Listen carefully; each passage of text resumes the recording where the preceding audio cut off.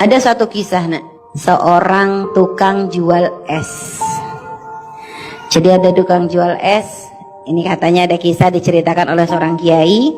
Satu hari nggak sengaja dia jualan di satu tempat di dekat masjid. Nggak taunya tiba-tiba setelah dia jualan masih banyak. Nggak taunya datang segerombolan orang kayak baru datang selesai acara gitu, lewat di depan dia terus beli esnya. Akhirnya orang ini penasaran, kok kayak baru datang rame-rame. Dari mana pak? Ini kata orang-orang tadi yang rame-rame, kami baru pulang dari acara Maulid Nabi Muhammad SAW. Akhirnya di mana acaranya? Ya kalau acara Maulid Nabi mah ya diganti-ganti, pindah-pindah tempatnya. Memang besok masih ada lagi? Ya masih ada. Kalau udah musim maulid begini ya tiap hari selalu ada majelis. Besok di mana? Akhirnya dikatakan besok di satu alamat gitu. Dikasih tahu alamat. Akhirnya besok si tukang jual es tuh mikir, wah ini tadi padahal yang datang cuma dikit, maksudnya ya segerombolan aja. Ini aja udah bikin esnya dia laris. Berarti kalau dia jualan es di tempat yang di situ mengadakan majelis Maulid Nabi, mungkin esnya bisa cepat laris. Akhirnya pergi dia. Cari deh besok alamat yang dituju. Bener di situ ternyata ada acara Maulid Nabi yang hadir banyak. Nah, subhanallah dia jualan di situ, esnya ludes dalam waktu singkat banget. Padahal biasanya dia jualan dari pagi sampai sore. Ini enggak, hitungan jam habis. Akhirnya dia senang, alhamdulillah enak banget nih. Besok nanya lagi dia, di mana lagi besok acara Maulid Nabi? Kasih tahu lagi. Ada di tempat ini, datang lagi besoknya dia, habis lagi dalam hitungan jam. Pokoknya setiap dia datang ke majelis Maulid Nabi itu laris manis. Lama-lama sering datang ke majelis Maulid Nabi, dia mulai memperhatikan. Selama ini nggak pernah, dia hanya jualan, nggak pernah masuk. Tapi akhirnya penasaran, kok orang pada demen sih datang ke majelis Maulid Nabi itu ada apa? Dia tuh pengen tahu. Akhirnya dia mencoba lebih dekat. Ternyata ngelihat di situ waktu pembacaan Maulid, udah gitu waktu mahalul qiyam, dia memperhatikan ada orang yang kadang sambil berdiri baca sholawat sambil nangis, air matanya menetes. Di situ dia tuh ada sentuhan. Loh kok kayak nikmat banget sih mereka itu. Akhirnya pak, besoknya dia niat nggak mau jualan satu hari, dia pengen bener-bener bisa hadir majelis Maulid Nabi yang dibuka untuk umum. Akhirnya udah dapet temu tempatnya. Besok dia hadir di majelis Maulid Nabi. Saat itu dia ikut membaca Maulid, dia dengerin ikut membaca sholawat, lalu denger tausiah. Apalagi waktu pas mahalul qiyam, dia ngerasakan ada sesuatu yang masuk di hatinya. Dia ngerasakan kayak ada getaran khusus, sehingga dia tuh sampai nangis. Dia sampai, ya Allah, kok ternyata hadir majelis Maulid Nabi tuh nikmat banget. Kenapa nggak dari dulu aku tuh hadir? Dia merasa bersyukur banget.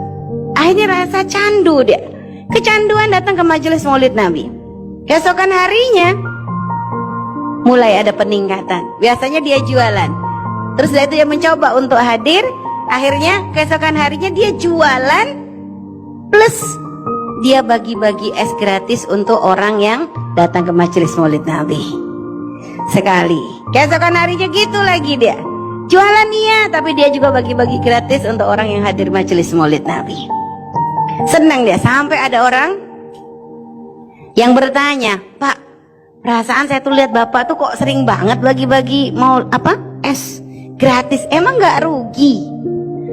Hanya kata orang, saya tuh selama ini tuh belum kenal Maulid, nggak pernah kenal Maulid. Tapi waktu berapa ini saya dengar ngerasain hadir di majelis Maulid, saya kok ngerasa seneng banget. Jadi saya tuh kepengen berbagi kepada orang yang hadir majelis Maulid Nabi, supaya saya tuh bisa sambung dengan Nabi Muhammad SAW. Subhanallah. Kadang ada orang awam nggak punya ilmu, tapi ternyata kalau sudah di hatinya dititipkan rasa cinta kepada Nabi itu luar biasa. Nih loh, makanya introspeksi kita nih kadang sering ngentengin, karena kadang kita kebanyakan ilmu, akhirnya malah prakteknya kita kurang.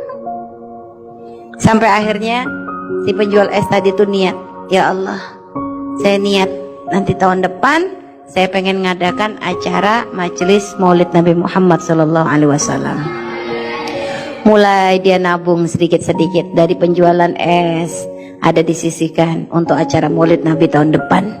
Terus setiap hari sampai akhirnya begitu memasuki bulan Maulid tahun depan, dia punya duit cukup untuk mengadakan acara Maulid Nabi. Akhirnya seneng ya dia, ya Allah, alhamdulillah. Akhirnya bisa ngadakan majelis Maulid Nabi di rumah. Akhirnya belanja, dia ngundang 100 orang, gak tanggung-tanggung. Pengen siapin untuk 100 orang acara Maulid Nabi di rumahnya itu, ngundang 100 orang, dipanggil tetangga-tetangganya, diundangin semua, didatengin satu-satu, nggak pakai undangan, didatengin. Datang ya, saya mau ngadakan acara Maulid. Datang ya, saya mau ngadakan acara Maulid.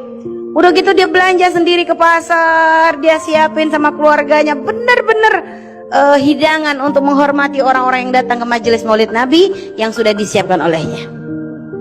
Cuma tukang jual es ini kan ya di matanya orang-orang tuh kan ya orang fakir. Jika orang tuh mau datang majelis Maulid di tempatnya itu kok ragu, bener nggak nih? Akhirnya dia itu orang fakir kok, tukang jual es.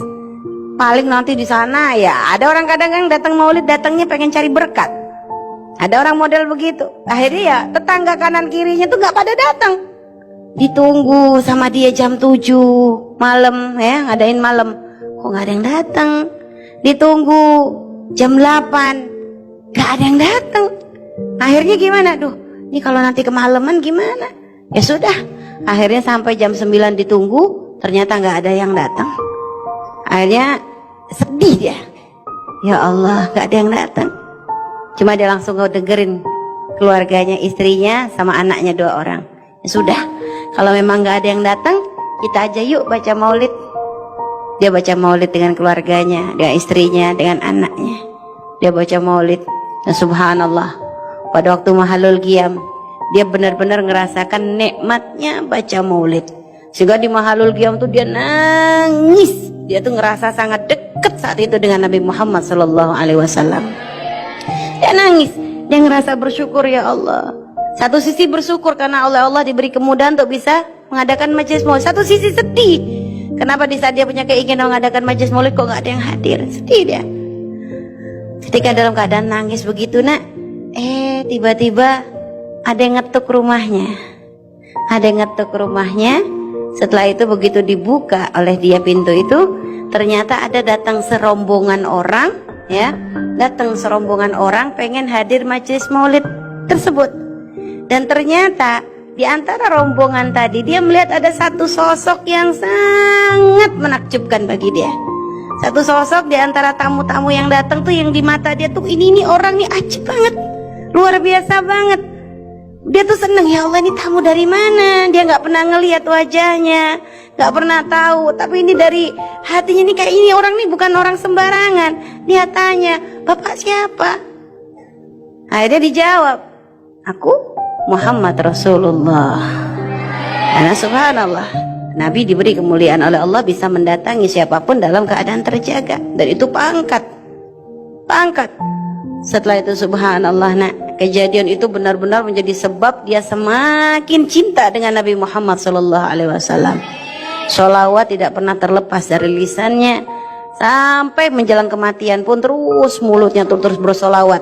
Dan selalu dia berpesan kepada keluarganya, ngasih amanat, ngasih wasiat sampai kapanpun, minta kepada keluarganya untuk selalu mengadakan majelis Maulid Nabi Muhammad di rumahnya. Subhanallah.